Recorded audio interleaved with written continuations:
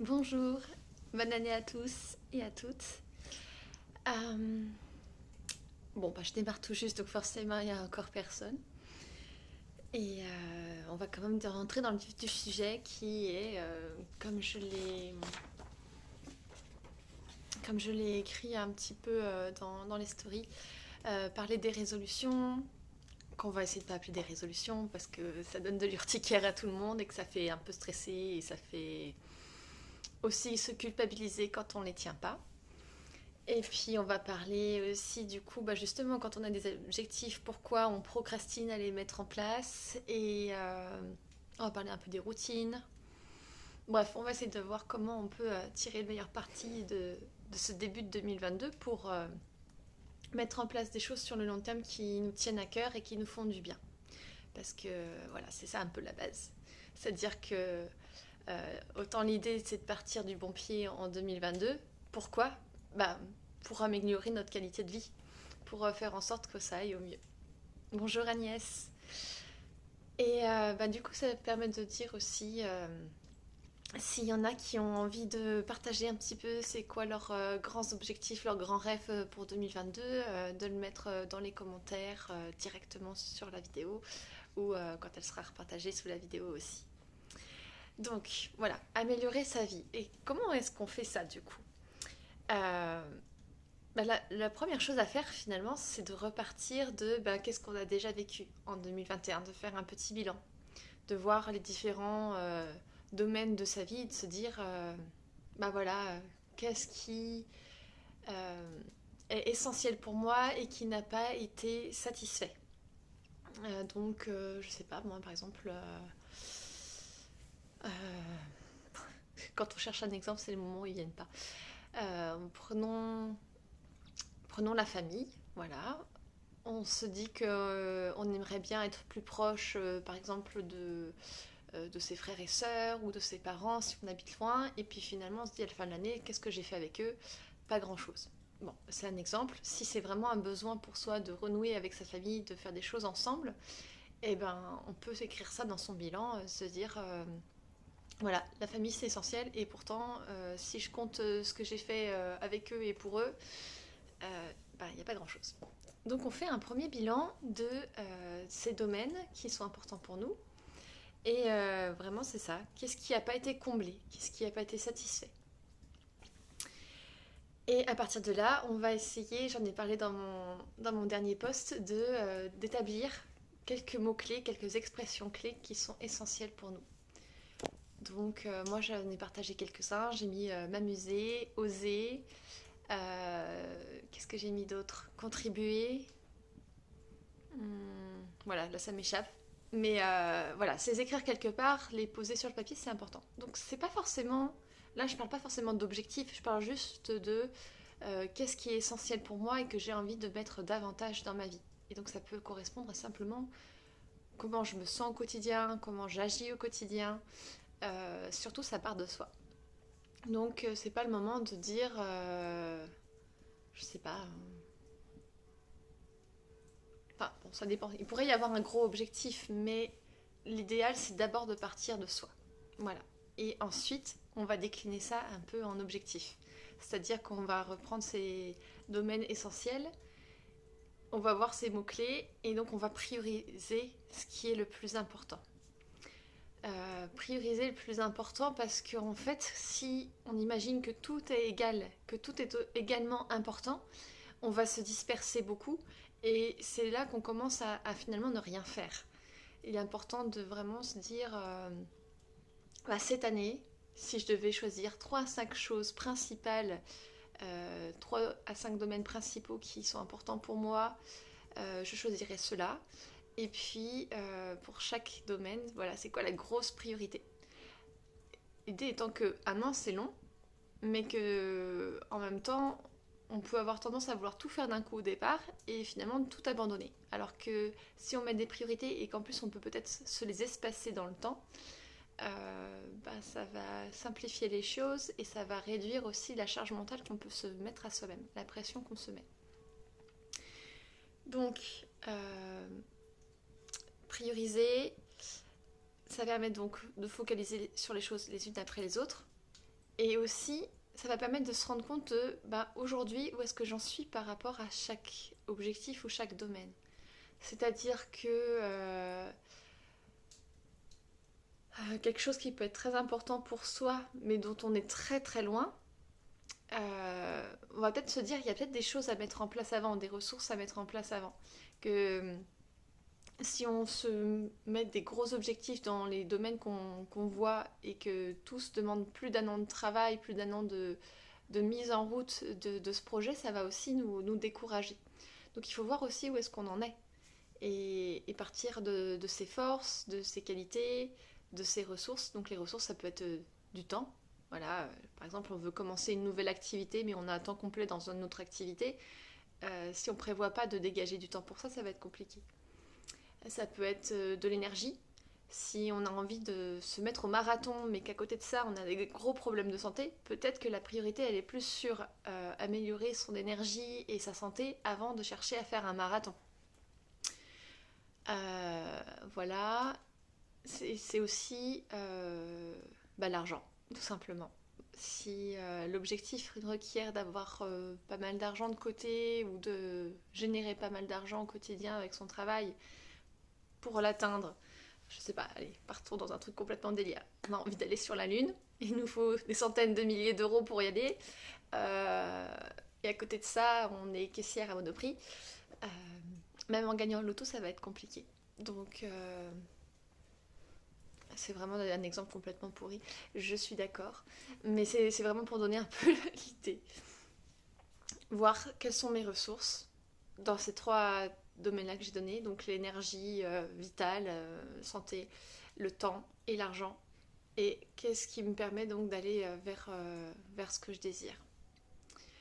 Donc voilà, et donc c'est des objectifs qu'on a définis par rapport aux besoins. Ensuite, on va pouvoir les mettre en action. Donc c'est d'abord le bilan, ensuite les mots-clés, les priorités par rapport aux besoins, ensuite les objectifs, aussi précis que possible, parce que l'idée c'est que quand vous faites votre bilan en 2022 pour 2023, c'est de se dire, bon, alors est-ce que je l'ai atteint cet objectif ou pas, qu'est-ce qui me manque, et on peut se créer des sous-objectifs qui nous permettent d'atteindre quelque chose pour passer en 2023 à quelque chose, aller plus loin. Par exemple, quelqu'un, comme je disais, qui est en mauvaise santé, qui veut faire un marathon, déjà rétablir sa santé pour pouvoir courir un 10 km, ce sera un énorme pas, par exemple, en une année. Et après 2023, pourquoi pas passer au marathon. Voilà, donc on va mettre en place des actions. Et là, c'est vraiment le moment où on se dit pas, faut tout de suite, quand en un mois, j'ai réussi à faire des choses énormes. C'est quelles sont les premières actions que je peux mettre en place. Par exemple, sur le premier trimestre, on voit petit, on voit quelle est la première chose que je peux vraiment mettre en place. Et ensuite, les choses, elles vont continuer à se dérouler comme ça, pas toutes seules, mais une fois qu'on a mis un peu le doigt dans l'engrenage, c'est plus facile de continuer de poursuivre. Donc voilà, je pense que c'est... Alors, il y a Agnès qui demande combien de temps vous donnez-vous pour atteindre l'objectif. Bah oui, très exactement ça, en fonction justement des ressources. Tout à fait. On peut se donner 3 mois, 6 mois, un an et penser qu'on a d'autres objectifs aussi. Mais comme je disais, déjà, pas en mettre de trop. C'est sûr que si l'objectif peut être vraiment atteint en 2 semaines, on pourrait en mettre plus, mais est-ce que c'est un véritable objectif s'il peut être atteint en 2 semaines? Donc, on met en place des actions et certaines actions vont demander de mettre en place aussi peut-être certaines routines. Et alors le mot routine, c'est un peu comme le mot résolution, il n'est pas bon pour tout le monde. Donc je vais en reparler juste après. Mais ça me donne aussi l'occasion de faire la distinction entre discipline et rigidité. Euh, la discipline, c'est vraiment, on part du besoin qu'on veut combler, satisfaire, et on voit quels sont les moyens à mettre en place pour l'atteindre. On part donc de ce qui est important, et le moyen pour le faire, eh ben, finalement, on s'en fiche un peu. C'est-à-dire que si vous vous dites, je reprends le marathon, il faut que je cours tous les jours pour réussir à faire mon marathon dans 1 ou 2 ans, et qu'en réalité, vous n'avez pas du tout le temps ou la motivation de courir assez longtemps tous les jours, peut-être que ça sera plus intéressant de découper et de faire certains jours où vous faites des exercices qui vont développer d'autres choses qui vont vous aider à faire votre marathon. Donc c'est important aussi de mettre de la variété, de s'écouter soi, et pas juste de se dire bêtement, il faut que je cours tous les jours pour réussir à faire un marathon. C'est pas forcément vrai. Donc on peut changer les choses. On peut faire pendant une période quelque chose, et puis après on change de stratégie en fait. Mais on va toujours vers son besoin. D'ailleurs, peut-être que le marathon n'est pas le réel besoin, ça c'est vraiment l'objectif. Le besoin, ça peut être juste d'être en bonne santé, de se sentir vivant, de se sentir capable de bouger. Et finalement, on va se rendre compte que la course, c'est pas du tout pour nous et qu'on va se mettre au yoga ou au badminton. Peu importe. L'intérêt, c'est au fond comment je me sens. Si j'ai envie de me sentir vivant et de bouger et de rencontrer des gens à travers une activité sportive, il y a 1000 façons de le faire. Et peut-être que le marathon, c'était pas du tout la bonne option. Donc ça, c'est la discipline. La rigidité, c'est se dire non, j'ai dit que je ferai un marathon et je courrai tous les jours. Et on risque juste de s'épuiser, de se culpabiliser les jours où on ne va pas courir et d'être très déçu de soi quand on va se rendre compte qu'on ne pourra pas du tout courir ce marathon. Voilà, je prends l'exemple sportif parce que je trouve qu'il est assez bien pour se rendre compte. Donc voilà, la différence entre discipline et rigidité. Et on en vient donc à la procrastination, petit à petit. Donc déjà, essayer d'être dans la discipline plutôt que la rigidité, ça va aider. Être d'abord dans la douceur de soi avant de vouloir se mettre un coup de pied au cul. Parce que finalement, quand on est doux avec soi-même, on va pouvoir se poser un peu les bonnes questions. Est-ce que mon besoin, il a été vraiment bien défini? Voilà, comme je disais, est-ce que c'est vraiment le marathon qui est important pour moi ou est-ce que c'est de bouger? Donc on reprend les choses par étapes. Voir si le moyen choisi donc est cohérent avec le besoin qui a été clairement identifié. Et quand on a fait ça, si on a répondu oui à ces deux questions, que tout est cohérent, et qu'on n'arrive toujours pas à se mettre en marche et à aller vers ce qu'on veut, ça va être le moment en fait de se demander s'il n'y a pas ce qu'on appelle des bénéfices secondaires à ne pas aller vers ce qu'on veut. C'est-à-dire que... alors, je ne sais pas si j'ai un exemple avec celui-là du marathon, mais... Bah si, par exemple, imaginons qu'on a trouvé un cours pour apprendre à courir pour un marathon, et qu'il a lieu précisément à un moment où vous faisiez autre chose qui vous plaît beaucoup, et que du coup, cette chose-là que vous aimez beaucoup, il va falloir la mettre à un autre moment, ou alors ce sera plus possible de la faire. Inconsciemment, il y a une partie de vous qui va se dire non, mais en fait, le marathon, je sais pas, parce que ce truc-là, c'était quand même vachement important aussi et j'ai pas envie d'arrêter. Donc, s'il y a un bénéfice secondaire, ça va être le moment de se demander quelle est la priorité? Est-ce qu'il y a un autre moyen de faire ce que je veux faire tout en préservant l'autre chose qui est aussi importante pour moi? Voilà, juste essayer de faire la part des choses, mais aller creuser s'il n'y a pas un petit truc inconscient qui nous bloque et qui nous empêche de faire ce qu'on a envie, parce que c'est comme si on était écartelé entre deux objectifs différents finalement. Après, une fois qu'on a été creusé tout ça, s'il y a encore des résistances, ça va être le moment de se faire aider peut-être. Si c'est vraiment important pour soi, c'est le moment d'aller demander à quelqu'un d'autre de nous aider à aller chercher c'est quoi le blocage, c'est quoi peut-être la croyance qui me fait croire que je peux pas faire ça et qui m'empêche d'aller vers ce truc que j'ai envie de faire. Voilà, aller creuser tout ça. Parce qu'en fait, quand quelque chose nous tient à cœur et que c'est bon pour nous, il n'y a rien qui devrait nous empêcher d'aller vers ça en fait. La procrastination, c'est un manque d'alignement en fait. Il y a un petit truc qui coince et une fois qu'on l'a trouvé, qu'on l'a fait sauter, il n'y a plus rien qui est censé nous empêcher de le faire. Voilà. Et des fois, ça prend du temps à chercher.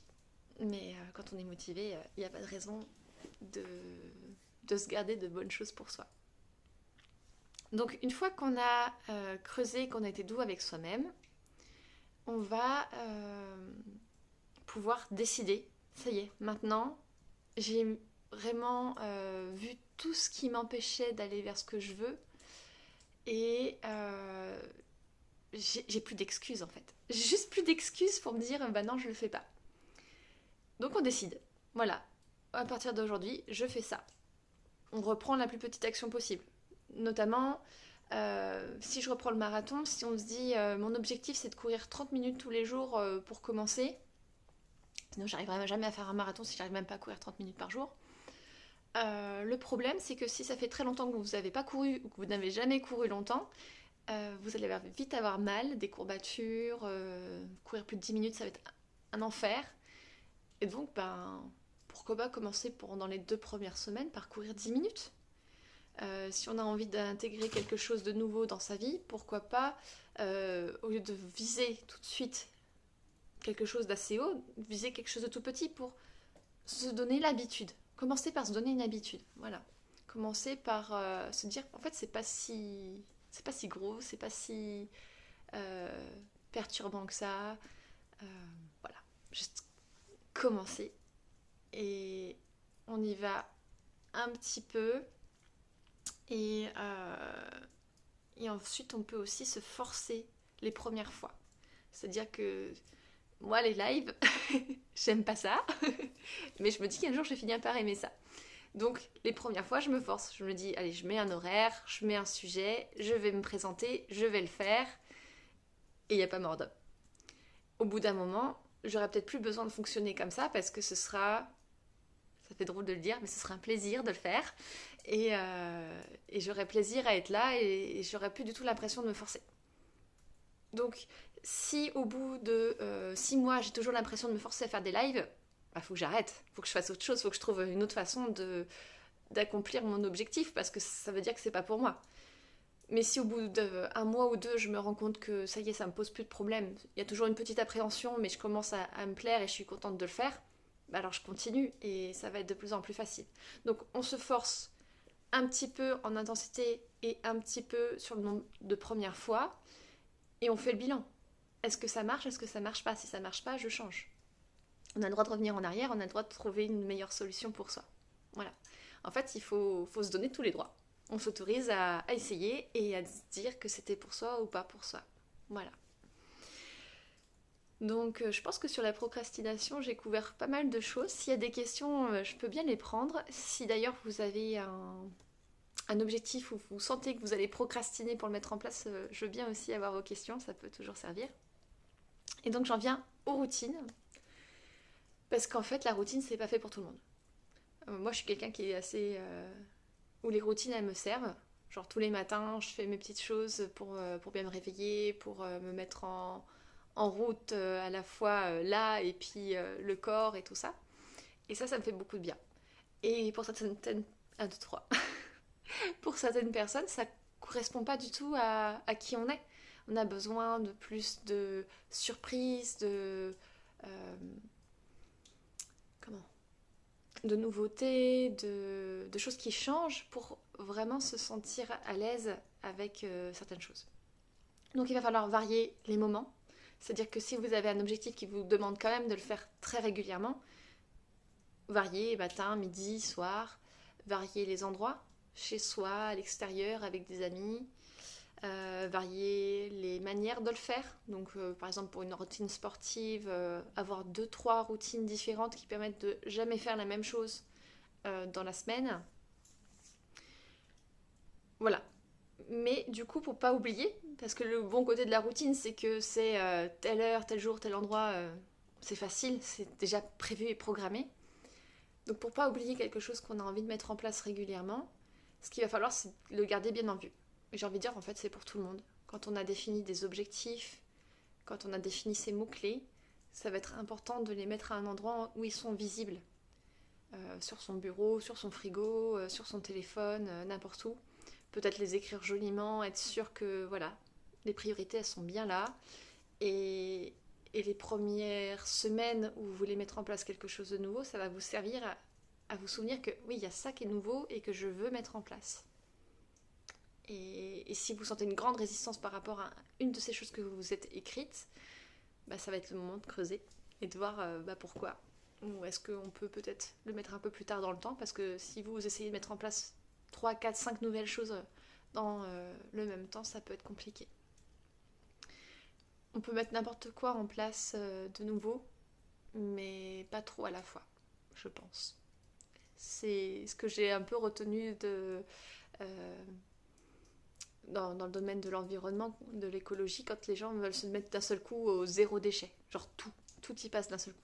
C'est le meilleur moyen d'arrêter très vite et de rien faire. Mieux vaut mettre en place petit peu par petit peu les choses qui nous semblent faciles, les choses pour lesquelles on a envie de s'y mettre. Et puis petit à petit, on rajoute des choses.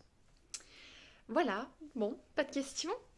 Je crois que moi j'ai fait le tour de ce que je voulais vous dire. Et du coup, s'il n'y a pas de questions, ben, je vais nous laisser aller manger.